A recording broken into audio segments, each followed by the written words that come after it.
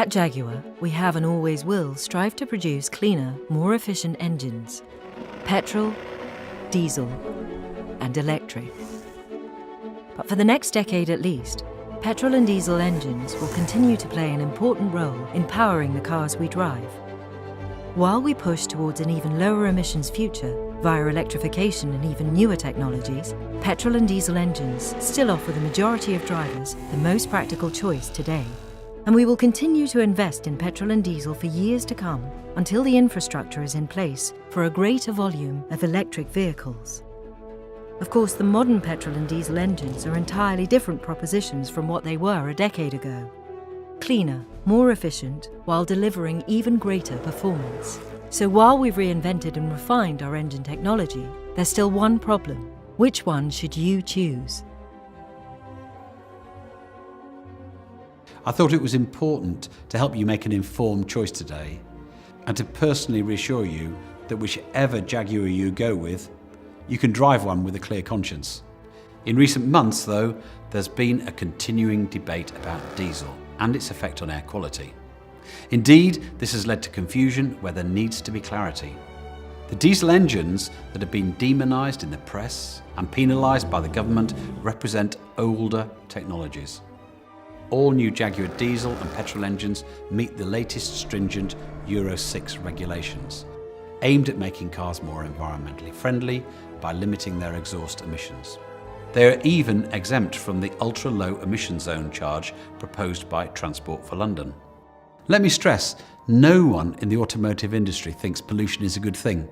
No one wants people's quality of life and health affected by simply breathing. Remember, we are you. We breathe the same air, and so do our children, our families, and our neighbours. There are two things we tend to address wrongly in isolation: global warming and air quality. It's different things that impact air quality and global warming. To simplify, as one of my friends put it, CO2 is bad for the planet, that's global warming. NOx and particulates are bad for health, that's air quality. Traditionally, diesel engines produce more NOx and particulates, which affect health, whereas petrol engines emit more CO2, which affects the planet. Believe me when I say there's been a seismic shift in diesel technology since then.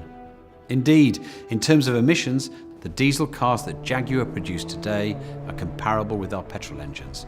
They are amongst the cleanest in the world. We are moving ever forwards, and we hope that this helps you move forwards in making a more rational decision over your engine choice. The choice between petrol and diesel remains a personal one and depends on both financial factors, such as price and running costs, and lifestyle factors, such as frequency of use, duration, and the nature of journeys.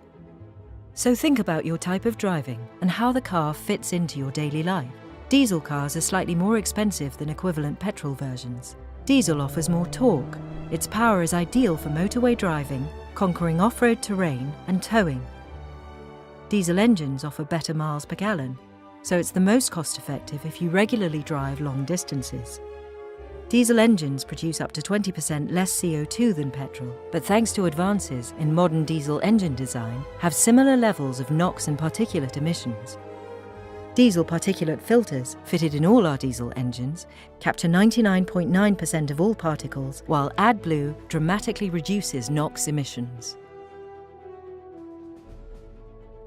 Petrol cars are less expensive than their equivalent diesel counterparts. Petrol offers superb performance and a dynamic, more agile drive. It's ideal for lighter cars navigating urban streets and high-performance cars. It's more cost-effective if you tend to drive short distances. Petrol engines produce more CO2 than diesel, but comparable levels of NOx and particulate emissions. We, the car industry, recognise the vehicles we produce contribute to both air quality and global warming. But then, so do buses, trains, taxis, lorries and vans, shipping, construction, domestic heating, to name but a few. And we are improving. At Jaguar Land Rover, we're proud of our record in cutting emissions from our vehicles. Over the last decade, we've reduced CO2 by more than 25%, NOx by 84%, and particulates by 95%. By meeting new targets, continuing to invest in cleaner technologies such as our ingenium engines, all electric vehicles, and ultimately heading towards zero emissions, we are literally inventing a cleaner future for everyone.